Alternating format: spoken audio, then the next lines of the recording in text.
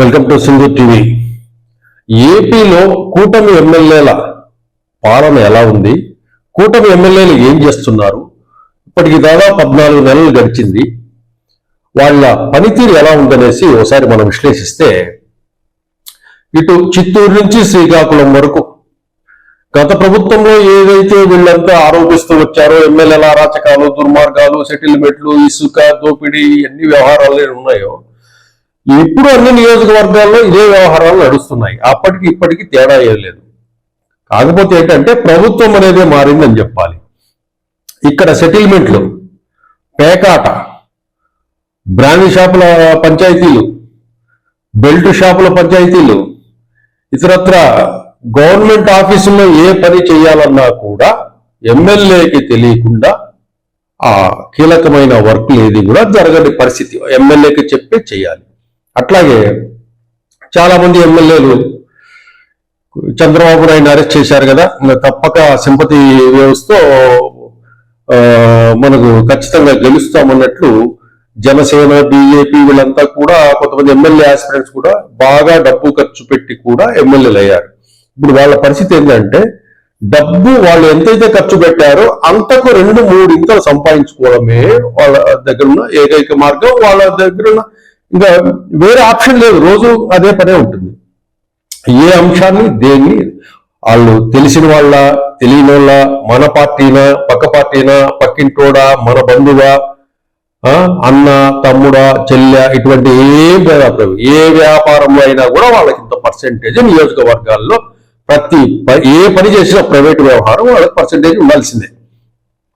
సరే, ఈ వ్యవహారాలు నారా చంద్రబాబు నాయుడుకి తెలియదా, నారా లోకేష్ గారికి తెలియదా? పార్టీలో కూటమి ప్రభుత్వంలో కీలకమైన వ్యక్తులు కదా అనొచ్చు. వాళ్ళు చెప్పినా వినే పరిస్థితుల్లో వీళ్ళు లేరు. వచ్చే ఎన్నికల్లో మీకు టికెట్ ఇవ్వము అని ప్రకటించినా చంద్రబాబు నాయుడు సరే సరే పోయా, అప్పుడు చూసుకుందాం పో, నువ్వు టికెట్ ఇచ్చినావు, టికెట్ ఇస్తామని గ్యారెంటీ ఏముంది మాకు, మేము ఈ 5 ఏళ్ళు మేము ఎంత ఇబ్బందులు పడ్డామో, ఎంత నష్టపోయామో అని చెప్పేసి వాళ్ళు వినిపించుకునే పరిస్థితుల్లో లేవు. పోనీ వీళ్ళకి ఏదైనా కట్టడి చేద్దామా, వీళ్ళ మీద ఏదైనా చర్యలు తీసుకొని పార్టీ నుంచి కానీ లేదా సస్పెండ్ చేసి రాజీనామా చేసి ఏదైనా చేద్దామంటే చంద్రబాబు నాయుడు అది చేయలేడు. ఎందుకంటే ఒకవేళ ఎమ్మెల్యే చేత రాజీనామా చేయించి దాన్ని యాక్సెప్ట్ చేయించేస్తే మళ్ళీ ఉప ఎన్నిక వస్తే కనుక, ఒకవేళ జగన్మోహన్ రెడ్డి అంటే వైసీపీ పార్టీనే మళ్ళీ గెలిచింది అనుకుంటా ఆ నియోజకవర్గంలో, వైసీపీ పార్టీకి 1000 ఏనుగుల బలం ఇచ్చినట్లవుతుంది. కాబట్టి చంద్రబాబు నాయుడు వాళ్ళని ఏమీ అనలేక, వాళ్ళ మీద యాక్షన్ తీసుకోలేక ఏం చేయాలో తోచని పరిస్థితిలో చంద్రబాబు నాయుడు ఉన్నారు. వాస్తవంగా అయితే కనుక క్రమశిక్షణ అని చెప్పే చంద్రబాబు నాయుడు ఈ కూటమి ఎమ్మెల్యేలు పైన, అంటే ప్రత్యేకంగా చంద్రబాబు నాయుడు అంటే టీడీపీని అని చూసుకుందాం, తరువాత జనసేన ఎమ్మెల్యేలకు సంబంధించి పవన్ కళ్యాణ్ గారు ఎప్పుడో ఒకసారి ఏదన్నా సభల్లో అట్లా మెరుస్తున్నాడు, కనపడుతున్నాడు, వెళ్ళిపోతున్నాడు తప్పితే మిగతా ఆయన ఎమ్మెల్యేలు ఏం చేస్తున్నారు, ఏమిటి పరిస్థితి, ఆయన నియోజకవర్గాలు ఏమున్నాయి అనే ఆలోచనలు కూడా ఆయన లేడు. ఇప్పుడు లోకేష్ అంటారా, లోకేష్ ఆయన పార్టీ ప్రధాన కార్యదర్శి అయినప్పటికీ ఆయన చెబుతున్నప్పటికీ కూడా సరే అంటున్నారు, వాళ్ళ పని వాళ్ళు కానిచ్చుకుంటున్నారు. కాబట్టి ఆంధ్రప్రదేశ్లో ఏదో జరుగుతుంది, జగన్మోహన్ రెడ్డి ఏదో చేశారు, జగన్మోహన్ రెడ్డి ఎమ్మెల్యేలు ఏదో చేశారు, అరాచకము సర్వనాశనం చేసి పెట్టారు అని చెప్పేసి ప్రచారం చేసే అధికారంలోకి వచ్చారు. ఇప్పుడు ఈ ఎమ్మెల్యే చేసేది ఏంటి? ఇక్కడ కేవలం ఎమ్మెల్యే పాత్రలో మనుషులు మారారు తప్పితే, ప్రభుత్వం మారింది తప్పితే అంత సేమ్ టు సేమ్. ఇప్పుడు ఏదైనా చంద్రబాబు నాయుడు గారి గురించి కానీ, నారా లోకేష్ గురించి కానీ ఏదైనా మాట్లాడితే అది వాళ్ళది అమరావతి అండి, మాది వేరండి, మా నియోజకం వేరే అండి, వాళ్ళది అంతా అమరావతి అండి అని చెప్పే ఎమ్మెల్యేలు ఉన్నారు.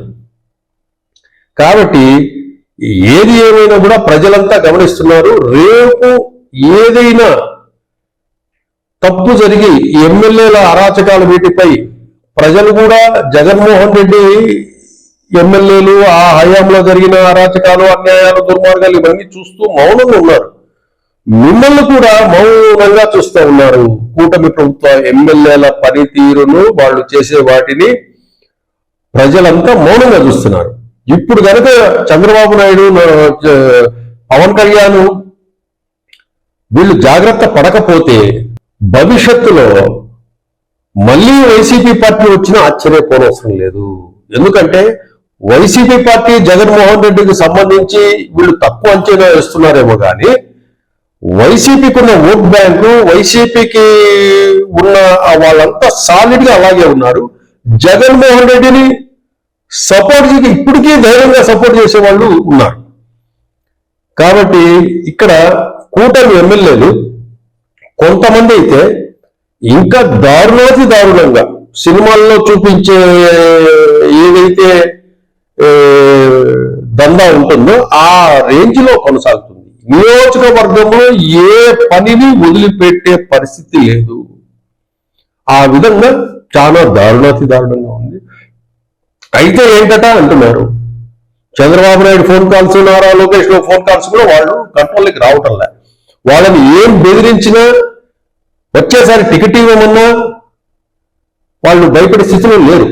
పోయా మళ్ళీ చూద్దాం, 4 ఏళ్ల తర్వాత, ఇంకా 3.5 సంవత్సరాల తర్వాత కదా నువ్వు టికెట్ ఇచ్చినప్పుడు కదా, నాకు టికెట్ వద్దు ఏమొద్దు, ముందు నా దందా నేను చేసేసుకుని నేను సంపాదించుకుని సెటిల్ అయిపోవాలా, రాజకీయాలు ఎప్పుడు ఎట్లుంటాయో ఏమీ తెలియని పరిస్థితి అనే స్థితిలో ఎమ్మెల్యే క్యాండిడేట్లు చాలా మంది ఉన్నారు. ఏదైనా కూటమికి ఒక పరీక్ష లాంటిది. చంద్రబాబు నాయుడు గారు, నారా లోకేష్ గారు వీళ్ళు సింగపూర్, అమరావతి పెట్టుబడులు, సంస్థలు, కంపెనీలు ఇవి తిరుగుతున్నారు తప్పితే నియోజకవర్గాలలో ఏం జరుగుతుంది అని ఎమ్మెల్యేలు ఏం చేస్తున్నారని ఇదే టీడీపీ అనుకూల మీడియా అని చెప్పబడే దినపత్రికల్లో ఓపెన్ గా రాసేస్తున్నాయి. సాక్షులు అయితే పేర్లతో సహా ఓపెన్ గా ఆ ఎమ్మెల్యేలు ఏమేం చేస్తున్నారు కూడా రాసేస్తున్నాయి. కాబట్టి దీన్ని ఎట్లా ఖండించాలో తెలియదు. దీన్ని ఏం చర్యలు తీసుకుందామంటే జగన్మోహన్ రెడ్డి ఒకవేళ గెలిస్తే ఉప ఎన్నికలు వచ్చి అటువంటి పరిస్థితుల్లో చంద్రబాబు నాయుడు ఉన్నాడు. కానీ దీనికి చెక్ పెట్టకపోతే ప్రజలు మౌనంగా ఎట్లా జగన్మోహన్ రెడ్డి అయితే ఓడించారో అదే మౌనంగా జగన్మోహన్ రెడ్డిని మళ్ళీ గెలిపించినా ఆశ్చర్యపోవసరం లేదు.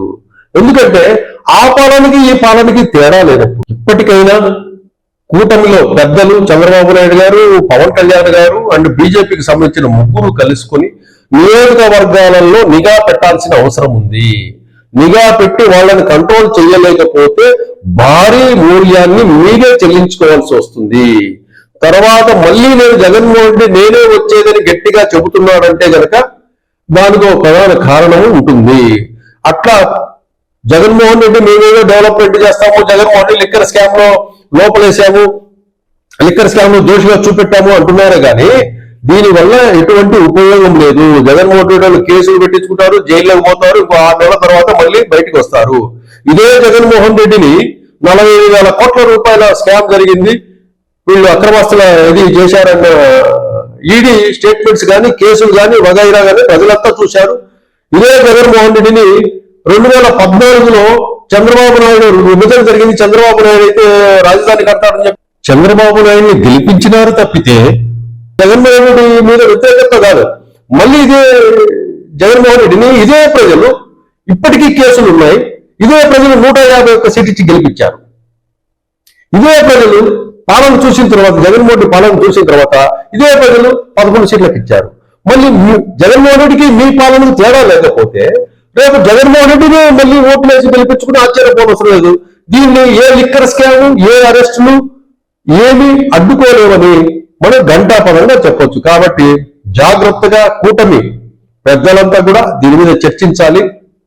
ప్రజల్లోకి